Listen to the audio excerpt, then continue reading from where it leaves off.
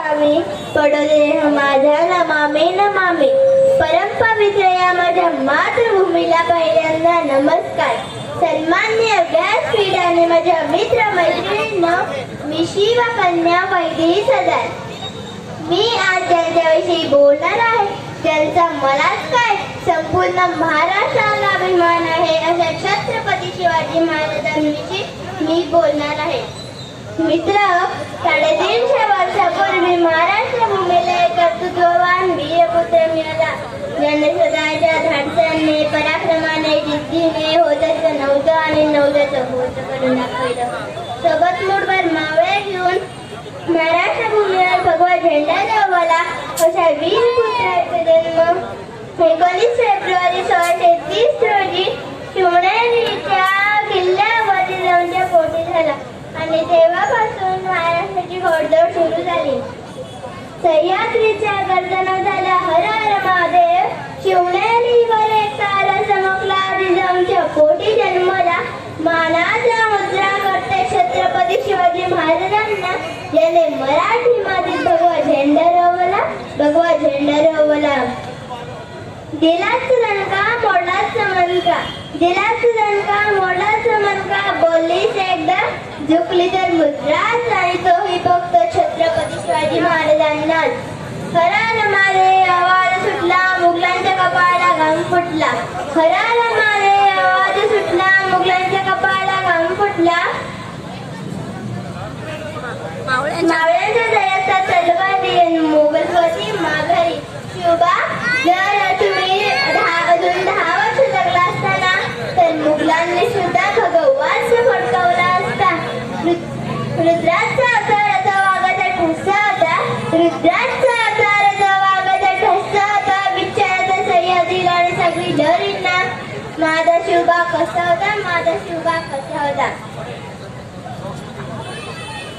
छत्रपती शिवाजी महाराज म्हणजे कोण? छत्रपती शिवाजी महाराज म्हणजे छत्री सत्तींचे बनणारे, त्रस्त मुघलांना करणारे, परत न फिरणारे, ती तिन्ही जगात जाणारे, शिस्तप्रिय वा वाणिज्याचे जिजाऊंचे पुत्र.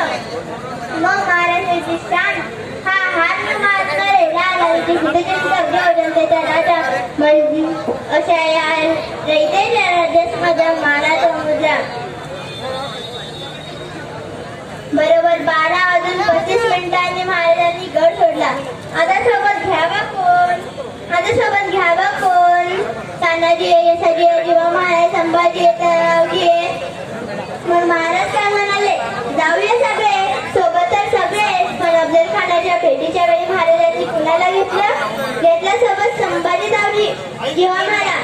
घेतलं सोबत जीवा महाराज, संभाजी दावजी. ना तानाजी, ना यशाजी, ना कंकाजी, ना मुराजी, ना मुरारजी, ना बाजी. मग जेव्हा महाराज का दानपट्ट्या फिरवण्यात बागबगार आहे तो, मग तोच का हो अफजल खानाबरोबर सेहतबंद आहे. मग त्याच्याशी झुंजायला फक्त जीवा आणि जीवाच.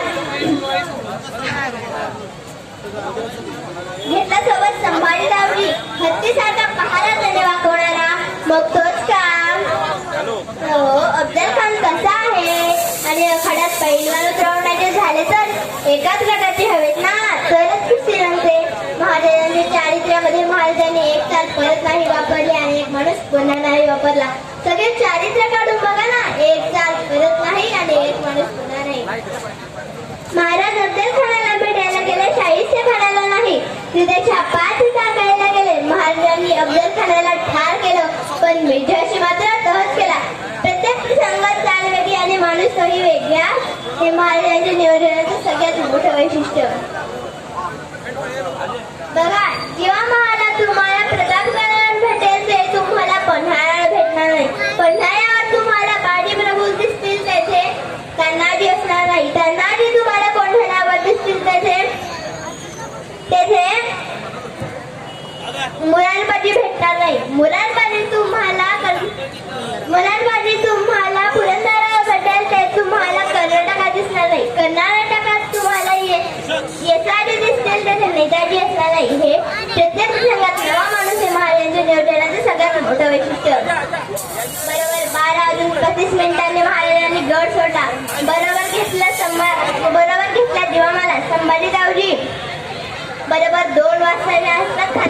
आवडी बाहेर पोहोचले. लगेच खानाला वर्दी मिळाली. खान उठून उभा राहिला. समोर बघितले 5.5 उंचीचे देखणे रूप रुबाबदार चाल शिवाजी महाराजांना दिसले. खानाने त्याच्या वकिलाला विचारले, हे शिवाजी? वकिलानं मान डोलावले. खान 2 पावलं पुढे आला. आव शिवाजी राजे आव, भाऊ खेळू लागले.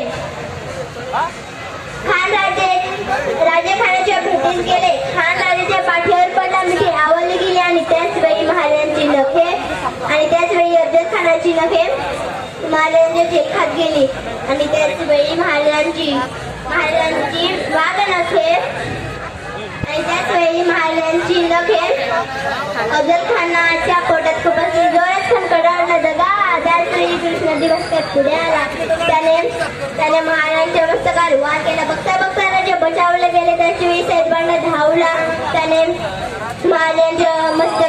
त्याच्या दानपट्ट्याने महाराजांच्या मस्तकावर वार करता जेव्हा महाराजांच्या दानपट्ट्याने सैदबांडाचा हात कापला आणि इतिहास फुटफुटला.